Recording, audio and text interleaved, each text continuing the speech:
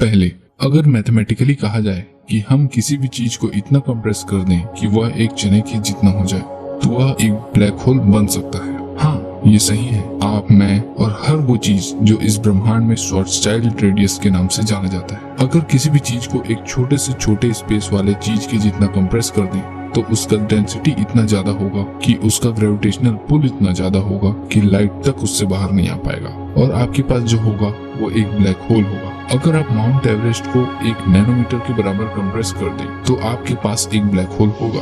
और अगर आप पूरे पृथ्वी को एक फली के दाने के बराबर कंप्रेस कर दें, तो आपके पास एक ब्लैक होल होगा। पर किस्मत से हमारे पास ऐसा कोई तरीका नहीं है जिससे हम ऐसा कर सकें। पर एक स्टार जो कि सन से बहुत ही ज्यादा बड़ा है, जब उसके पास उसकी खुद की एनर्जी खत्म हो जाती है और जब वो और लाइट प्रोड्यूस नहीं कर सकता, तब वो खुद ही एक बहुत ही छोटे पॉइंट के जैसा हो जाता है, जिसको कहते हैं सिंगुलैरिटी। इसकी डेंसिटी बहुत ही ज्यादा होगी, तो उसका ग्रेविटेशनल पुल भी उतना स्ट्रॉन्ग होगा कि उससे कुछ भी बच के बाहर नहीं जा सकेगा, यहाँ तक कि लाइट भी नहीं। ब्लैक होल कैसे बनता है, इसके बारे में तो बहुत हो गया। चलो अब इसके बारे में और डिटेल से जानते हैं। ये बाहर से कैसे दिखता है? ठीक है, हम जानते हैं कि ग्रेविटेशनल फील्ड्स स्पेस और टाइम को डाइवर्ट कर देते हैं। वो स्टार्स जो हमारे सन के ठीक पीछे रहते हैं, वो असल में अर्थ से थोड़ा डिफरेंट लोकेशन पर दिखेगा, क्योंकि अर्थ का ग्रेविटेशनल फील्ड स्टार से आने वाली लाइट्स को बेंड कर देगा। जब किसी विशाल चीज के ग्रेविटेशनल फील्ड की बात आती है, जैसे कि पूरे गैलेक्सीज की, तो इस चीज के लिए ब्लैक होल का इफेक्ट और भी ज्यादा मजेदार हो जाता है। जो लाइट्स उसके पीछे से आती है, वो बहुत ही बिगड़े हुए रहते हैं, तो जैसा कि उसे दिखना चाहिए वो ना दिखकर वो एक अंगूठी के आकार का दिखता हुआ पूरी तरह से रेड गैलेक्सी को घेरे हुए है। इसे कहते हैं ग्रेविटेशनल लेंसिंग।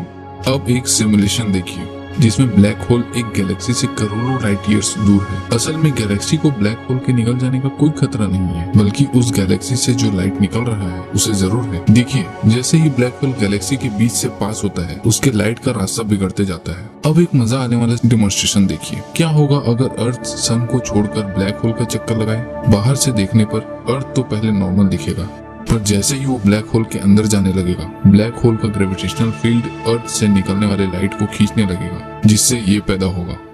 इसे और सिंपल तरीके से समझने के लिए चलिए एक सिंपल ब्लैक होल के अंदर चलते हैं, जिसके पास कोई चार्ज नहीं है और जो मूव भी ना कर रहा हो, और वो पहले से ही बहुत सी चीजों को अपने अंदर भी ना ले रहा हो, तो वह सिर्फ अपनी जगह में चुपचाप रहेगा। जैसे ही हम उसके पास जाते जाएंगे, वैसे ही आकाश और भी बिगड़ता चला जाएगा। हमारे देखने का क्षेत्र यानी कि फील्ड ऑफ विजन का बड़े से बड़ा हिस्सा जो ब्लैक होल को देख रहा है, वो अंधकार से भर जाएगा। इस जगह पे जहाँ हमारे आधे देखने का क्षेत्र अंधकार से भर चुका है, हम लोग फोटोन स्फीयर पहुंच चुके हैं। इस जगह पे जरूरी नहीं है कि लाइट ब्लैक होल के कब्जे में चला जाए, पर यह भी जरूरी नहीं है कि वो छूट के भी आ सके। बजाय इसके स्पेस के इस जादुई जगह पे लाइट्स, फोटॉन्स ब्लैक होल के चक्कर लगा सकते हैं। अगर यहाँ पर हम कुछ देर के लिए रुक जाते हैं और थोड़ा बाजू देखें, तो आप थियोरेटिकली अपने सिर के पीछे देख सकते हैं, क्योंकि लाइट अपने सिर के पीछे से रिफ्लेक्ट होगा। वो ब्लैक होल के चक्कर लगा के आपको फिर से दिखेगा। ग्रेविटेशनल फील्ड सिर्फ स्पेस को नहीं खींचता, बल्कि टाइम को भी खींचता है। पर यहाँ धरती पर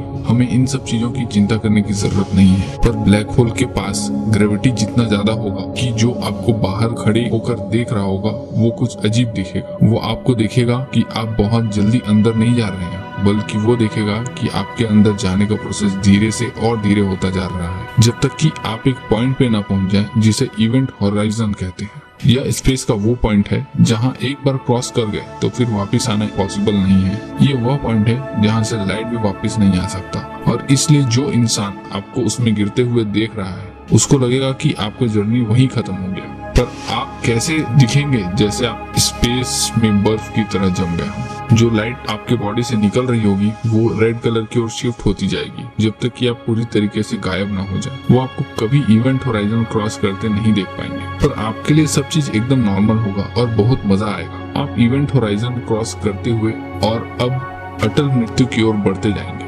जैसे ही आप आगे ब्लैक होल के सिंगुलैरिटी की ओर बढ़ते जाएंगे, आपके पूरे ब्रह्मांड को देखने का व्यू एक छोटे से छोटे स्पेस में कंप्रेस होता जाएगा। अगर आप एक ऐसे ब्लैक होल में कूदने जा रहे हैं जो कि बहुत विशाल है, चीजें इवेंट होराइजन के पास काफी कंफर्टेबल हो सकती हैं। हम जानते होंगे कि हम उससे कभी बाहर नहीं आ पाएंगे और हमारी जिंदगी खत्म होने वाली है, पर इसमें काफी घंटे लग सकते हैं ये शुरू होने में, जहाँ पर हमें तकलीफ होने लगेगी। तकलीफ क्यों होगी? सिंगुलैरिटी के आप जितने करीब जाते जाएंगे उतना ही आप ग्रेविटेशनल पुल में फर्क महसूस करेंगे अलग अलग स्पेसेस में। तो मेरा वो पार्ट जो सिंगुलैरिटी के ज्यादा करीब है वो ज्यादा खिंचाव महसूस करेगा इसके कंपैरिजन में जो कि पार्ट्स थोड़े दूर हैं, और मेरा पूरा शरीर बहुत ज्यादा तनाव में होगा जब सिंगुलैरिटी की ओर बढ़ेगा। इसका इफेक्ट इतना ज्यादा अविश्वसनीय होगा, साइंटिस्ट इसको तनाव नहीं कहते, वे इसे स्पेगेटिफिकेशन कहते हैं। जैसे ही आप इस पॉइंट पे पहुंचते हैं आप मर जाएंगे, आपके मॉलिक्यूल्स वहाँ की खींच स्थान में अलग अलग हो जाएंगे, और जब वो सिंगुलैरिटी में पहुंचेंगे तब हमें पता नहीं असल में क्या होगा। शायद फिजिक्स के लॉज के खिलाफ वो पूरी तरीके से गायब हो जाए या वो यूनिवर्स के किसी और जगह पे प्रकट हो जाए। ये माना जाता है कि एक चलता हुआ या घूमता हुआ ब्लैक होल एक और चीज बनाता है जिसे कहते हैं वर्म होल, एक स्पेस में दूसरी जगह लाइट से भी तेज जाने का तरीका। यहाँ पर साइंस के नियमों को तोड़कर नहीं बल्कि यूनिवर्स के डायमेंशंस का फायदा उठाकर। जैसे कि अगर मैं एक पॉइंट से दूसरे पॉइंट पर जाना चाहता हूँ तो मुझे इतना दूरी तय करना होगा, पर थ्योरेटिकली एक वर्म होल कुछ कमाल की चीज करता है, वो है ये। अब ये दोनों पॉइंट एक दूसरे के अगल बगल हैं और मैं ये दूरी बहुत ही कम समय में तय कर सकता हूँ, लेकिन फिर भी ये सब थ्योरेटिकल बातें। किस्मत से हमारे पास एक ऐसी तकनीक है जिससे हम ब्लैक होल को एनालाइज कर सकते हैं, द डम्ब होल। ठीक वैसा ही जैसा कि ब्लैक होल लाइट को बाहर जाने नहीं देता, एक डम्ब होल साउंड के लिए ब्लैक होल है, ये साउंड को बाहर जाने नहीं देता। हमारे साइंटिस्ट ने डम्ब होल लेबोरेटरी में बनाने में सफलता हासिल कर ली है, ऐसे तरल चीजों का इस्तेमाल करके जो लाइट के स्पीड से ट्रेवल करते हैं।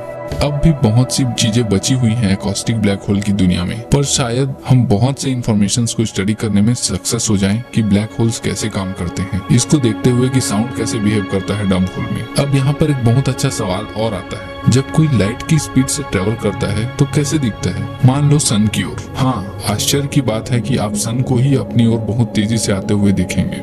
नहीं, असल में शुरुआत में ऐसा दिखेगा कि सन हमसे दूर जा रहा है। क्यों? क्योंकि आपका फील्ड ऑफ व्यू बहुत ही ज्यादा बड़ा हो चुका होगा। आप ऐसा फील करेंगे कि आप अपने ठीक पीछे वाली चीज को भी देख पा रहे हैं। इसलिए जैसे ही आप वहाँ बैठेंगे, मूव नहीं करेंगे, सन को देखते रहेंगे, वहाँ लाइट आपके पीछे से आ रही होगी। जब आप लाइट की स्पीड से ट्रेवल करेंगे तब आप देखेंगे कि लाइट आपके पीछे वाली चीजों से भी आ रही है। पर आप इस ब्रह्मांड में कहाँ पर हैं? या यूँ कहें कि इस ब्रह्मांड का सेंटर कहाँ पर है? तो ये कुछ पागलों की तरह लगेगा, पर ये हर जगह पर है। ये कॉस्मोलॉजिकल प्रिंसिपल कहा जाता है। ये फर्क नहीं पड़ता कि आप इस यूनिवर्स में कहाँ पर हैं, हर एक चीज ऐसा दिखेगा कि वह आपसे दूर जा रहा है, फैल रहा है एक ही गति से। ब्रह्मांड फैल रहा है, पर ऐसा नहीं जैसा एक बैलून बड़े से बड़ा होता जाता है, जैसा सब महसूस करेंगे जब वो उसके बाहर होंगे। इसके बजाय जब हम बैलून के अंदर होंगे तब महसूस करेंगे। जब एक बैलून में बहुत से छेद कर दें और उसे फोड़ दें, फिर सारे छेद एक ही गति से अलग अलग हो जाते हैं और बैलून के सरफेस पर कोई सेंटर नहीं बचता। तो जब आप ब्लैक होल में अकेले और डरावने ढंग से मर रहे होंगे, जब आप आसमान की ओर देखेंगे तो इस बारे में सोचें। ये फर्क नहीं पड़ता कि आप कहाँ पर हैं, आप कौन हैं, या आपके पेरेंट्स ने आपसे क्या कहा है। आप असल में एक सेंटर ऑफ यूनिवर्स हैं। फाइनली, क्या होता अगर हमारे यूनिवर्स का लेंथ एक गूगलप्लेक्स मीटर होता? ये अभी तक इतना बड़ा नहीं है, पर अगर ये इतना बड़ा होता तो कितना विशाल होता कि नंबर्स के अकॉर्डिंग ये एकदम इम्पॉसिबल के बराबर होता कि आपका इस ब्रह्मांड में कोई एक और एग्जैक्ट कॉपी है। तो आपको ये वीडियो कैसा लगा हमें कमेंट में बताएं, सब्सक्राइब करें, शेयर करें। फिर मिलेंगे किसी ऐसे ही रोमांचक वीडियो के साथ। धन्यवाद।